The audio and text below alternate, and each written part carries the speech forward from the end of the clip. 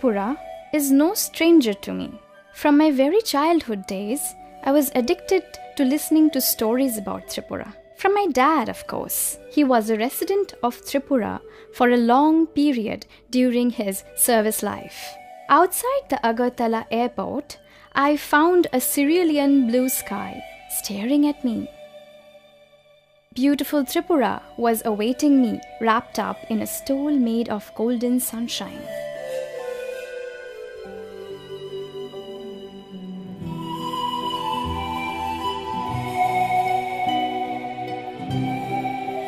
Gitanjali Tourism Guest House is situated beside State Guest House, Shonartori. It belongs to TTDCL, Tripura Tourism Development Corporation Limited. The design and architecture of this building is indeed appreciable. Food and lodging facilities here are utterly delight. This is a free Wi-Fi zone too.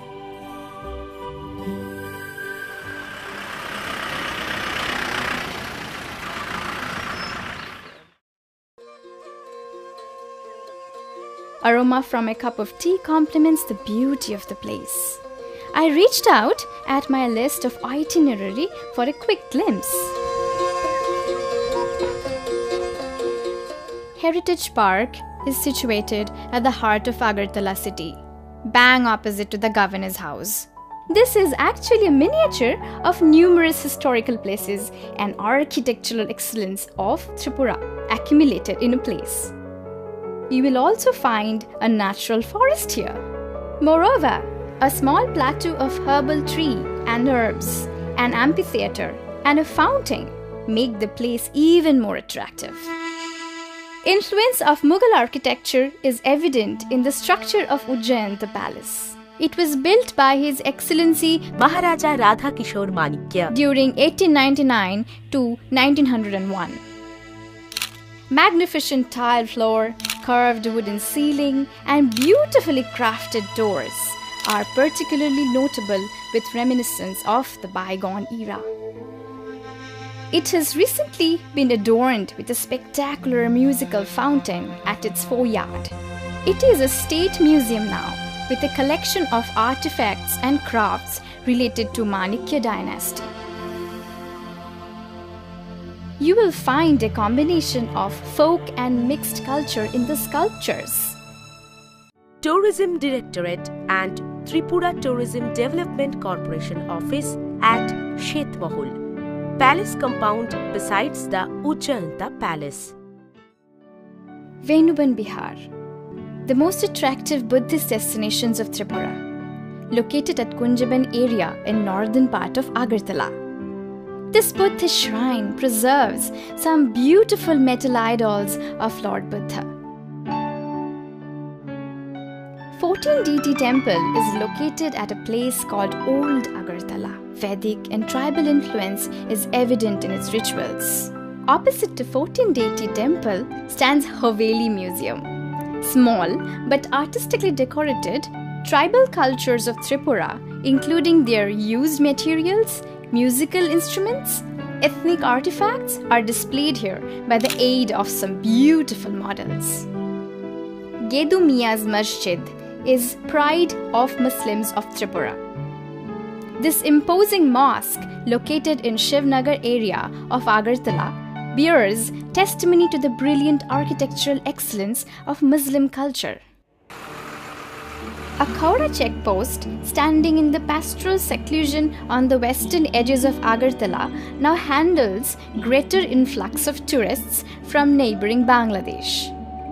The multi-use integrated checkpost along the India-Bangladesh border has been opened at Akhora in the west on 17th November 2013.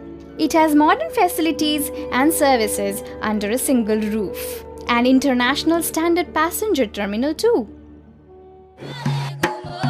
Tripura has a history of tea plantation. I have only Durgabari Tea Garden in my list, though Tripura can boast of numerous tea estates across the state. Khumlung means Valley of Flowers. This eco-park has a beautiful spacious garden and a natural water body with boating facilities. A children park is also there, with many amusing objects. Incidentally, I met a group of dancers there.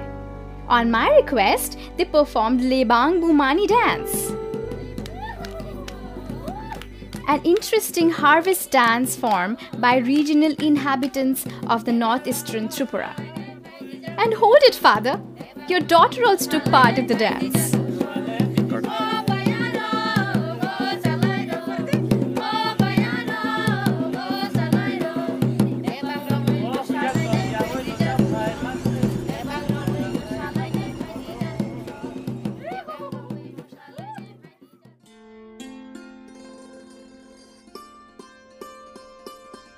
Neer Mahal is located in the center of a lake. That justifies the name. This water palace was built in 1930 by Maharaja Bir Bikram Kishore Manikya. The spectacular edifice still reflects the wave of its past glory and casts a spell on the mind of the visiting tourists. Visitors can stay at the picturesque Sagar Mahal Tourist Lodge. From here, tourists can get a beautiful view of luminous Neer Mahal at night and of Rudra Lake at dawn.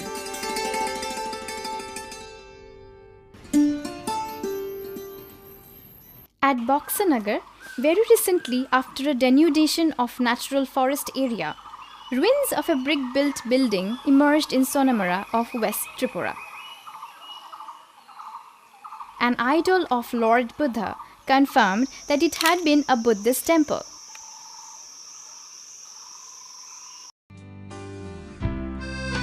Sipahi Jala Wildlife Sanctuary is one of the most important sanctuaries in Tripura. More than 150 species of residential birds, migratory birds, orchids, boating facilities, wildlife, botanical garden, zoo, elephant joyrides, rubber and coffee plantations beckon the tourists throughout the year.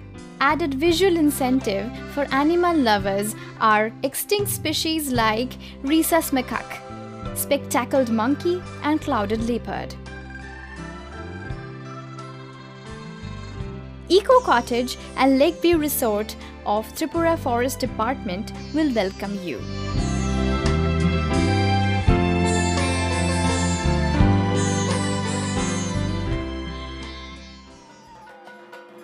Kamalasagar Kali Temple, built on hilltop by Maharaja Dhanya Manikya, is situated near Bangladesh border. Large Kamalasagar Lake in front of this temple adds to its beauty.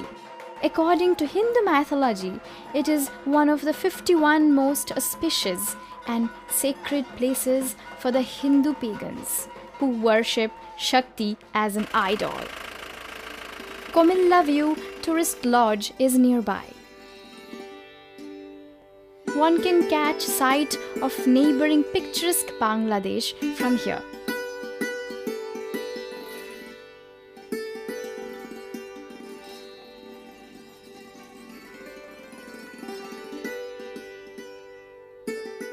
Tepanya Eco Park has a charming ambience of natural beauty. It is a huge tourist attraction with rare species of orchid and plantations. Hanging wooden bridge tree houses are really fascinating. Tripura Sundari Temple is also called Mata Bari by the local residents. This temple is one of the 51 holiest Shakti Peeths, shrine of the goddess of power. According to Hindu mythology, the idol of Ma Kali, presiding deity of the temple, stands in the Sanctum Sanctorum, and it is made of reddish black stone, popularly known as Koshti Pathor. The temple consists of square-type sanctum of the typical Bengali hut structure, with a 75 feet tall conical dome. The temple was constructed in 15,001 AD by Daden Maharaja Dhanya Manikya. In the eastern side of the temple, one can locate famous Kalyan Sagar Lake with giant fishes and huge tortoises.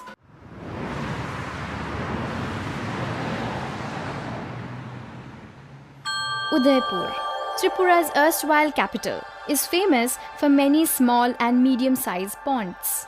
They are testimony of the golden history of Tripura during Manikya dynasty. Mahadev Tank is worth mentioning, since history of Udaipur has mingled in its water. On the right bank of river Gomati at Udaipur, Bhuvaneshwari temple was built by Maharaja Govinda Manikya. It finds close literary reference in two of Rabindranath Tagore's famous dramas, Visarjan and Rajarshi. The temple consists of square-type sanctum with a crown-like dome. On the eastern part of the town of Udaipur lies the ruins of Gunavati temples. It is named after Queen Gunavati, wife of Maharaja Govinda Manikya. These temples have a stark similarity with the architecture of Bhuvaneshwari temple, especially in the structure of the dome on the top.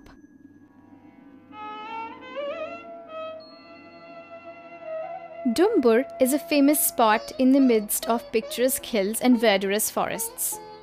The name is derived from Damru, the famous small two-headed drum used by Lord Shiva. The lake has 48 islands within, also known as Tirthamukh. This lake is formed by a confluence of the rivers Raima, Saima and Gomati, very significant to the pilgrims. Narikal Kunj is a beautiful tourist spot and a very prominent picnic spot as well.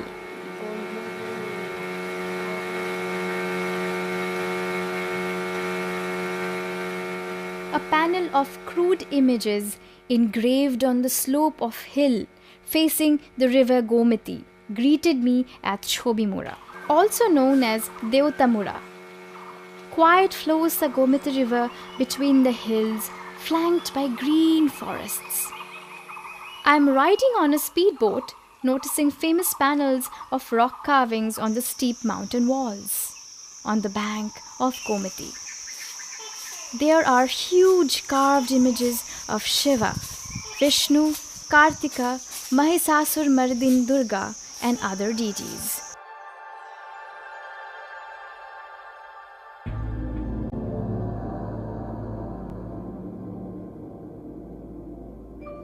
Pilak is a treasure house of ancient sculptures. It dates back to the 8th and 9th centuries. Beautiful images scattered in an area of about 10 square kilometers.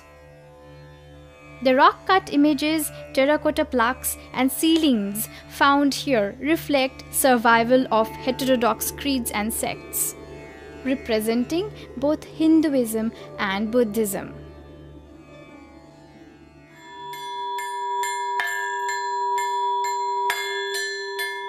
Mahamuni Pagoda is a monastery that bears the Buddhist idioms of expressions in religious architecture.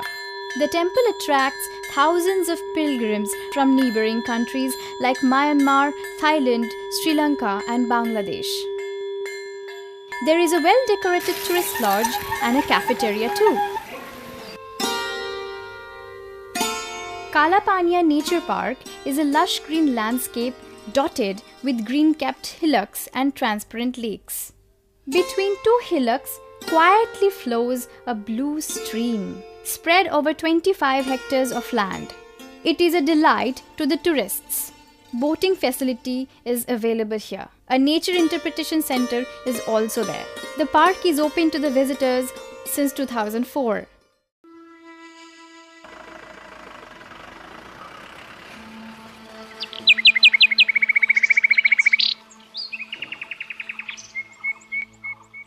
Unokoti is a profusion of rock-cut images belonging to 11th to 12th century AD, intricate and finely executed. This is almost like an open-air art gallery.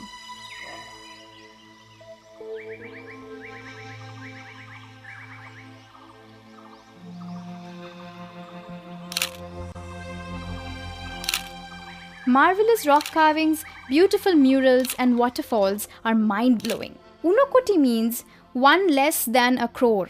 It is said that as many rock-cut carvings are available here. Among the rock-cut carvings, the central Shiva head and gigantic Ganesha figure deserve special mention.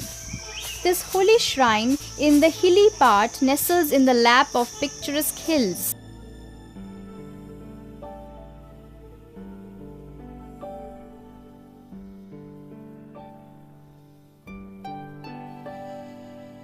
Jampui Hill, a permanent seat of eternal spring, situated at an altitude of 3,000 feet above sea level.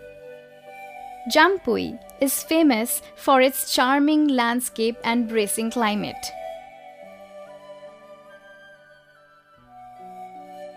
Green forests, orange gardens on hill slopes, variety of floral tapestry, including a large range of enchanting orchids, panoramic viewpoints, placid lakes, you name it. Here, Eden Tourist Lodge is very clean and well equipped with modern amenities, a true value for money.